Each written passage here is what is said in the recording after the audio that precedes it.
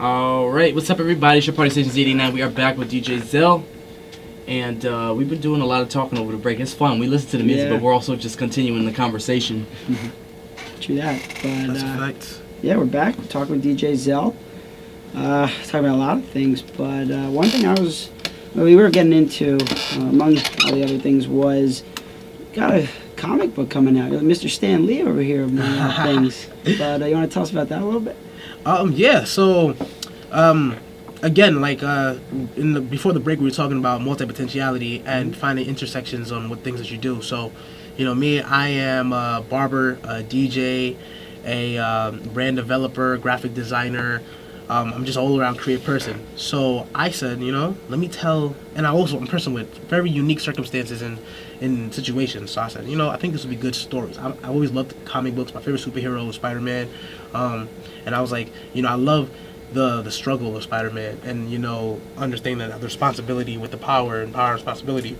Absolutely. And lessons, comic book, they teach valuable lessons. So I said, I want to give something back that can tell my story.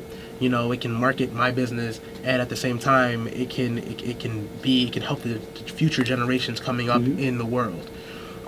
So I took all the different aspects of my life, created a story around it, based on me being a superhero, and it's set to release this year. I'm super excited. A whole bunch of places have been talking about it. I mean, I've gotten write-ups from Blackstone Launchpad here, Faithful Black Men Association, and Kazi Magazine so far, and now I'm glad to say I'm on Z89 The Juice, talking about this, and I really appreciate the opportunity. Right, of course, anytime. Yeah. So, I mean, Mr. Superhero, I have to ask, if with the Avengers out and it being so timely, I gotta ask, what superhero, if you can choose one, who would you be? And why? That's important. Okay. Putting you on the spot, but might be getting warm, seat's hot, but I mean, know. What superhero would I be? I don't know, cause like I said, Spider-Man is my favorite superhero. Yeah. So yeah. I mean, I'm telling you all the time. Like I think I'm Spider-Man. I'll be in my house and I'll hope like one day like a web will come out. I'll just go like this, just be like trying to like flick something out of my. That's funny. So I think Spider-Man, just because he can't. It's not all about his power. It's all about his mind and how he thinks and evaluates. That's always why I love Batman. You know what I mean? Because Batman was always just a guy. Yeah, a guy with money, sure, but he didn't even have the webs, or he didn't have all that stuff that Superman had, obviously. But he was just just a dude. Right. Iron Man had a suit, he was flying all over the place and stuff. But Bruce Wayne was kind of the brain, and I always dug that. But anyway, staying with pop culture, do you have like a favorite TV show that you're crazy about? If you have the time among all the other things you do to watch.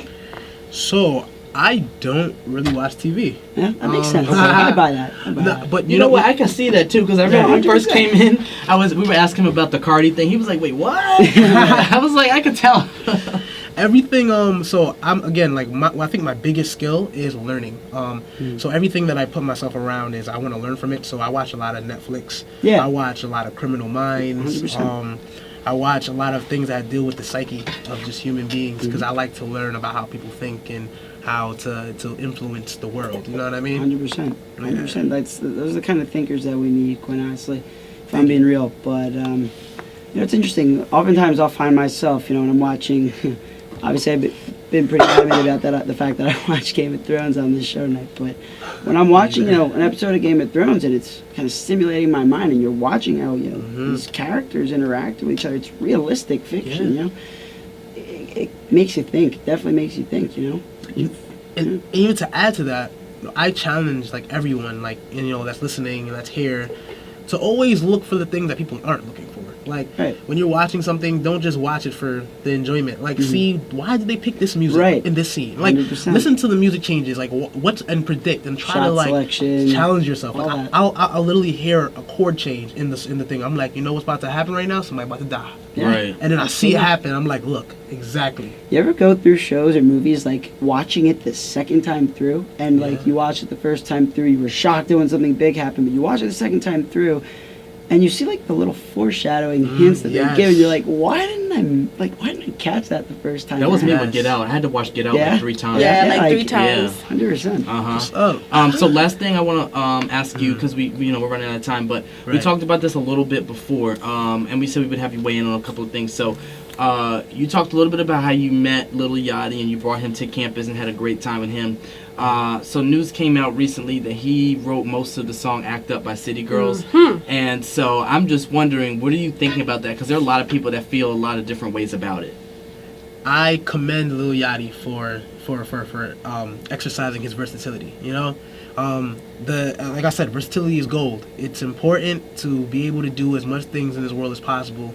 Where bring it back to the Renaissance era or the Harlem Renaissance. You know, business was booming, everybody was booming, and I believe that Lil Yachty, he's been able, his whole entire career, he's been tapping into that. From starting with fashion modeling, then to just slightly singing, then to hardcore more rapping, to now songwriting. Next thing you know, he's actually about to be in movies. Right. So Right. I think that Yachty, I think that he really wanted people to just understand that he's not just in one lane. Like he's versatile. He's able to transcend through different industries and always have his brand out there. Like I said, when I heard the song "Act Up," I heard Earl, his drop, and I'm like, oh yeah, this is definitely something when in Yachty or the sailing team is like, touch this. And then when it came out, I was like, okay, makes sense. Yeah. And then I actually listened to the interviews of him like speaking about it, and he's not really trying to come at anyone. He's just letting people know like, I do this. Right. He's also like, I think for a long time now. I mean, he's been around for a while, but for a long time, I've argued he's an underrated bar spitter. Yeah. And you talk about versatility. He showed that now, but like he can just simply write lyrics, and it's kind of relatively hit or miss with his sound. It's obviously. It's unorthodox, you know what I mean? So a lot of people dig it, a lot of people might not, but like his lyrics, I think, undeniably have kind of flown under the radar. So it didn't shock me when, in terms of at least ability-wise, that he wrote. So we are running out of time, but thank you so much, DJ Zell, for coming by. We really appreciated getting a time to talk to you, and let us know how we can get in touch with you. So you guys can follow me on Instagram at Zell_ENT. Easy way to access me also is Googling Adventures of DJ Zell, and my SoundCloud, Official DJ Zell, and VVS Global. All right. Thank you so much, Zell, and we'll be back with more music. Thank you.